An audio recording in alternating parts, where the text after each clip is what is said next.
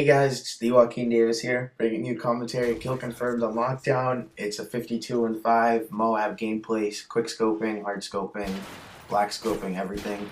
It's a lot slower at the start, like you guys have used to be seeing on my channel. But I'm also here with my friend Gnomethorian. Hey, how's it going? Thanks for having me. Thank you for coming. So what I want to talk to you guys about today is next gen consoles. What is your opinion on them? I'm personally really excited for next gen consoles. I mean, it's great that we're gonna finally have this capability of having these huge open world maps with certain games such as like The Crew and some of these free roam games, which I'm personally a fan of.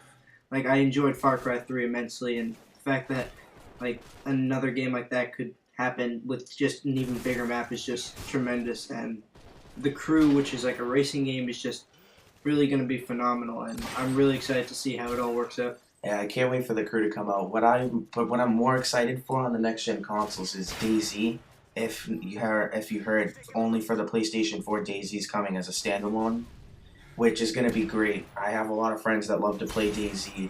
A couple kids from my school I know play it. They talk about it all the time, and they just say how much of an awesome open world zombies game it is.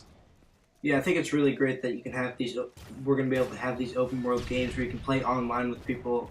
It's just going to really bring the community together better, and it's not going to be just these standard like shooting each other each time games. So yeah, it's good to have a little variety, and I mean, it's always good to have change. And it gets boring seeing the same thing over and over again. Like Call of Duty, it's been the same thing every year since first came out. Call of Duty 1, I think COD 4 and Modern Warfare 2 were the two originals that they should have kept with. But otherwise, it's just been very repetitive.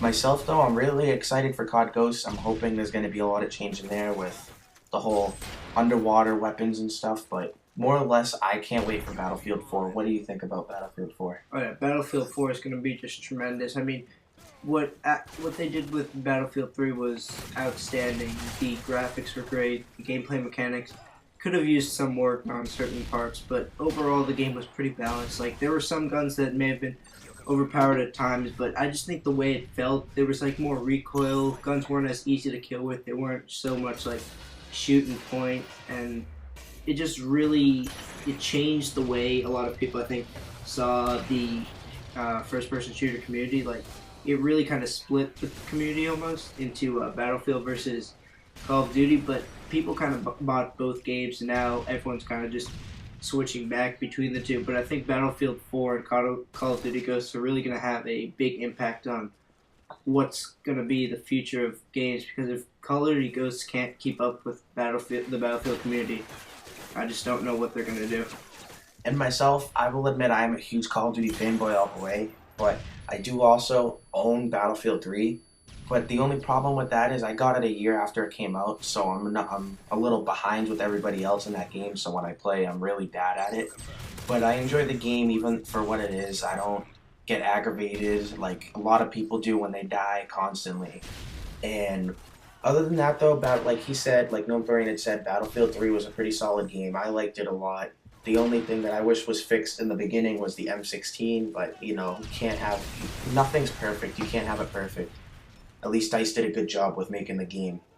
But Battlefield 4, it looks like it's going to be awesome. The whole skyscraper falling down, taking out objectives and multiplayer. It just, that whole 15 minutes of the multiplayer reveal just, like, amped me up so much. Yeah, and I think it's really great that they're like kind of expanding the war into like cities and stuff, because it really is, that's kind of what's happening. I mean, there's more violence in cities, and like it's really kind of giving a more realistic feel to it. Obviously, we don't want 100% realism, otherwise we create psycho freak soldiers who go around shooting people. But we want like if you watched any of the gameplay or any other YouTubers who put out some videos of them playing personally, it was really great to see like the chopper flying above the tank, like providing air support to it, because just the map is so large. And also now that they've balanced the boat and gave it some weapons to fight against tanks and stuff, it really just goes to show like how much the game can change in 2 years, and how much effort if they put into it, it becomes so much better. And how much it shows too with the effort that they put into it. Yeah, and I really think like this is something that needs to be done. Like I think a great idea is if you did Call of Duty and Battlefield every 2 years, but you alternated them so that way one came out a year, then another one. It would just really make the games better, and both communities would blend. And like I said earlier, I'm a Call of Duty fanboy, but I do think that Battlefield 4 is going to be the superior, like, first-person shooter game, and it's just like the Xbox, PlayStation debate on which system, which console is better. I think Battlefield 4 is going to settle the which game is superior, Battlefield or Call of Duty. I mean, Ghost. I do have high expectations for Call of Duty Ghost, but Battlefield 4 is just not much. Is really not much to say about it. It's just it's going to be. It looks like it's going to be the best first-person shooter game out there.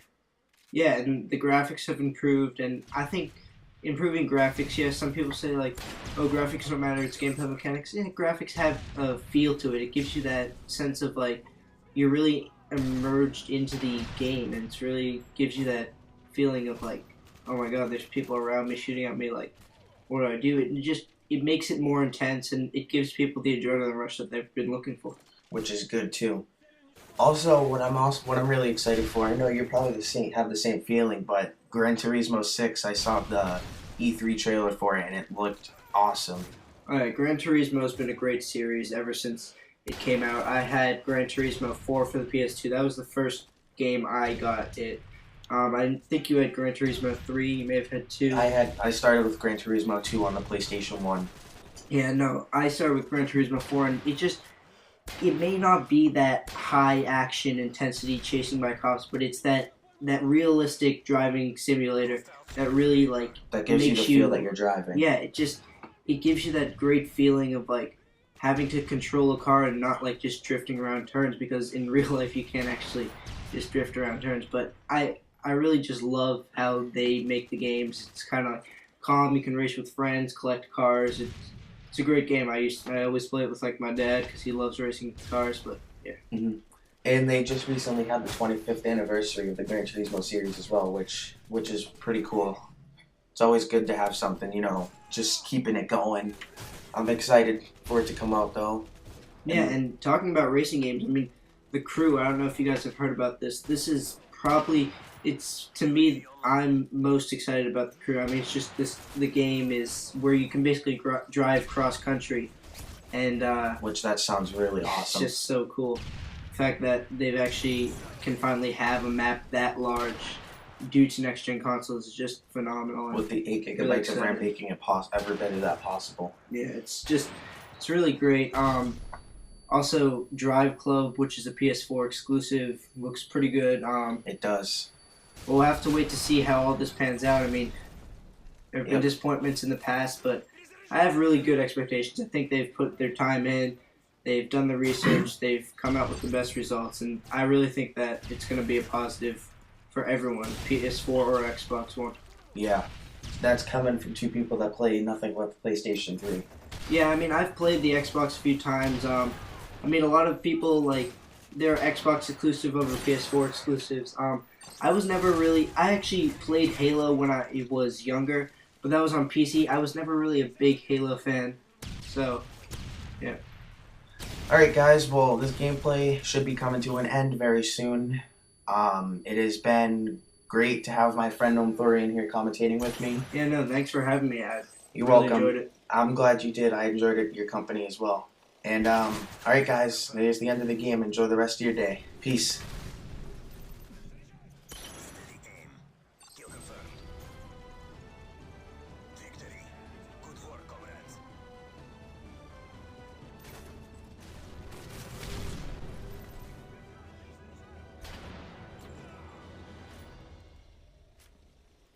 Confirmed.